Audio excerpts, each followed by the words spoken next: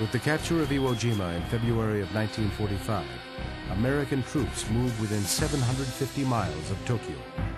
When they seized control of Okinawa in June, they shortened the gap to just 350 miles. In desperation, Japan launches suicide bomb attacks and nighttime raids, costly in terms of American lives, but even more damaging to the Japanese. Japan had by then lost many of the overseas Pacific positions and bases that they seized and so on. It's likely that eventually there will be a final battle in mainland Japan. So in order to save children who are prepared for the future war or something, the government decided to evacuate us to the country. Harvard professor Akira Irie was only 10 years old at the time. We were evacuated, taken by train to the middle of the country, the very mountainous region, where we lived by ourselves with our teachers, separated from our parents. Terrible experience, very miserable experience. So mercifully, it lasted only for about 8 or 9 months. At the end of July, my parents visited me and my sister. My parents were so horrified by the way we looked. They decided, well, they would rather take us out of this camp and take us back home to Tokyo to live with them. And if I could die, might as well die together. That was the end of July. Fortunately, there were no further air raids of Tokyo itself. The firebombing of Tokyo that had killed 80,000 people in March was over. By July, American warships lined along the Japanese coast are concentrating on industrial targets. Moderate Japanese leaders realize it is time to bring the war to an end, but military leaders resist. Japan makes this horrendous mistake of turning to the Soviet Union, asking Stalin to mediate. And that was the most stupid thing that one could ever imagine. Why could they think that somehow the Stalin would be more benignly disposed to them, rather than Truman by this time just negotiating directly? The new commander-in-chief is confronting a vast complex of challenges, almost on a daily basis. Truman is almost as opposite from Franklin Roosevelt as anyone could be. Roosevelt was this cosmopolitan man. He traveled widely, a very wealthy man. He was at ease with other people.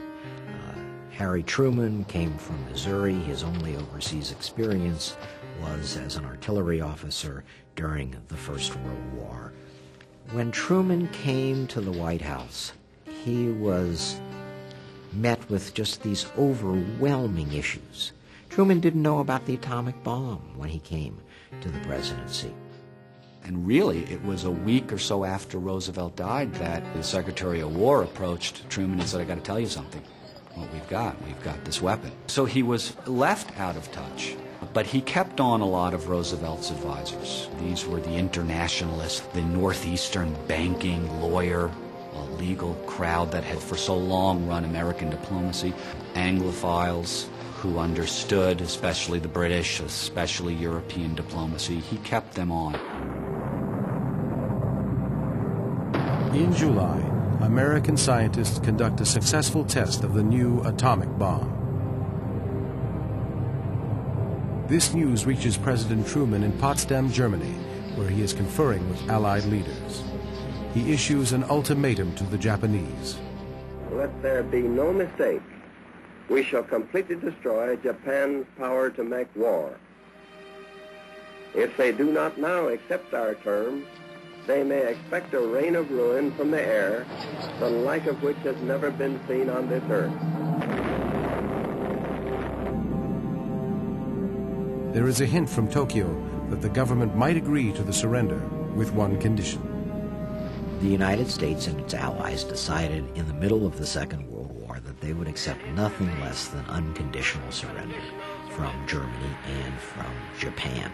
In the case of Japan, the issue of unconditional surrender became tied up and complicated by the future of the Emperor of Japan. Certain Japanese experts in the U.S. government said that the United States should allow the Japanese to keep their emperor whom they revered, that the United States should change the Japanese governmental practice but allow the emperor to stay. By August, it was very clear to us that either there would be just one final battle in which everybody would be just killed and the country would simply be decimated, or some other war would come to an end. and the decision regarding what military course of action the nation will take falls to one man, the President. The decision becomes for him a test of his majority, a test of his ability to command, to make decisions itself. It's a terrible decision to have to make, one of your first ones, but he does make it.